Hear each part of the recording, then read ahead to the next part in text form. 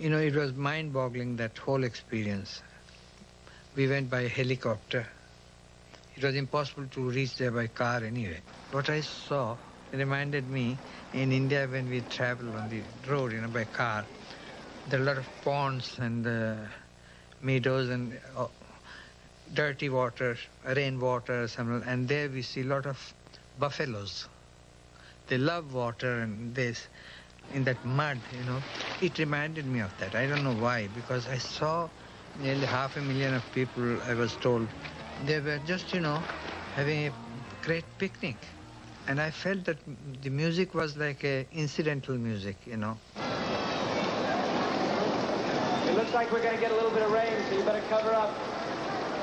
With the Grateful Dead, we were planning on having a light show. And this is a stormy, doggone night going on.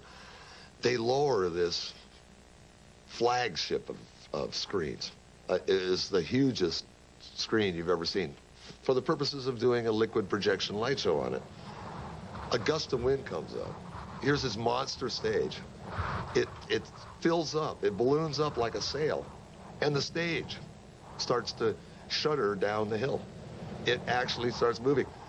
All of us leap, pull our buck knives out of our pockets and whatever we got and start rending huge holes in it to let the air pass through so the stage won't go down the hill. And we saved that stage. But this is, the Garcia's looking over his shoulder. What's going on? He feels it. Then the stage started to sink on one side. It became a little lopsided. Then the PA went off. Then we were supposed to play. And meanwhile, there's 500,000 people out there in the dark. There's no lights. With no sound, and it's raining. And then finally, they say, okay, the PA is fixed. And we start to play. And then the Air Force radio starts coming out of my bass amplifier. No, I can't read you. I'm overflying at 400 feet.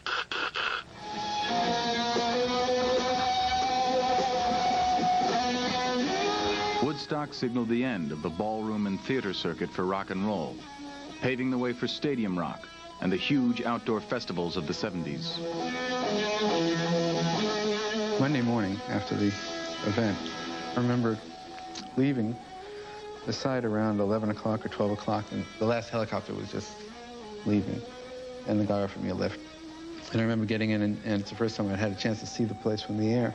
Kids were dragging these bags of garbage and pieces of clothing to this one area. And as we rose up over the site, I could see that they had made this huge peace symbol out of the garbage. And that was my last image of the site.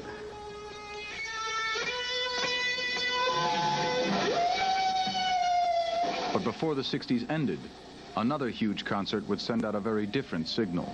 I read in one of the papers that you'll be giving a free concert in San Francisco. We are doing a free concert in San Francisco. When? On December 6th. I mean, originally the idea was nobody would say anything. We would sneak the Rolling Stones into the park or something like that, play for, you know, a half hour or 40 minutes or something like that, and then beat it. And it would be, you know, low level and stuff. But they saw it as they were making the documentary at the time. They saw it as an opportunity, a kind of, you know, like a photo op. 2 weeks before Mick Jagger announced here in New York City, with Alan Klein sitting next to him and Ronnie Schneider, announced that they're doing a free show in Golden Gate Park. And that was it. I tell you, within half an hour of that announcement, I got a call from the park saying we couldn't do it. Consequently, we had to find a place really quickly to do it because everybody knew that they just made an announcement in New York City that they were going to play for free in San Francisco. So everybody's like heading there. With barely 48 hours to go, a site was finally found at a rundown speedway on the outskirts of San Francisco. Topping the bill were the Rolling Stones, the Grateful Dead, and the Jefferson Airplane, with security to be provided by a group of Hell's Angels. It was billed as Woodstock on the West Coast, but the 500,000 fans who trekked to Altamont witnessed an event sorely lacking in peace and love.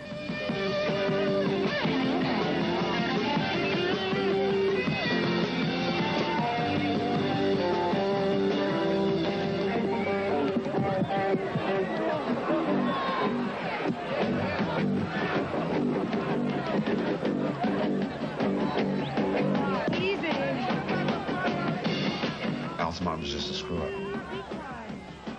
The Hells Angels were out of control because their leaders weren't there. So it was like a lot of young neophytes. And it was not a good experience. Hey, man, I'd like to mention that the Hells Angels just smashed Marty Ballin in the face and knocked him out for a bit. I'd like to thank you for that. There's other ways. Hey, wait, is this on? You're talking to me, I'm going to talk to you. I'm not talking to you, man. I'm talking to the people that hit my lead singer in the head. You're talking to my people. Right. Now, let me tell you what's happening. Man, what's happening? Really? Oh, that's what the story is here? Yeah. Oh, bummer. Really, man. I mean, like, it's scary. Who's doing all the beating? Hells Angels. Hells Angels are doing beating on musicians? Marty got beat up. They put fight on the stage. Doesn't seem right, man. It's really weird, man. It's really weird. It was like hell. You know, it was like a nice afternoon in hell. I mean, really, the light and everything, it was just so weird. It was just the weirdest thing. The light was this kind of, you know, baleful, red kind of dusk, you know, kind of particulate air, you know, this kind of like, the thing of like piles of smoking tires, you know, maybe fire, you know, like little fire, you know, it's like the smell of sulfur, you know, it was horrible. I mean, it was so hellish. We felt that it would not have done any good for us to play, and it would only have prolonged the agony. Unfortunately, the Rolling Stones apparently were waiting for sundown so they could make a film.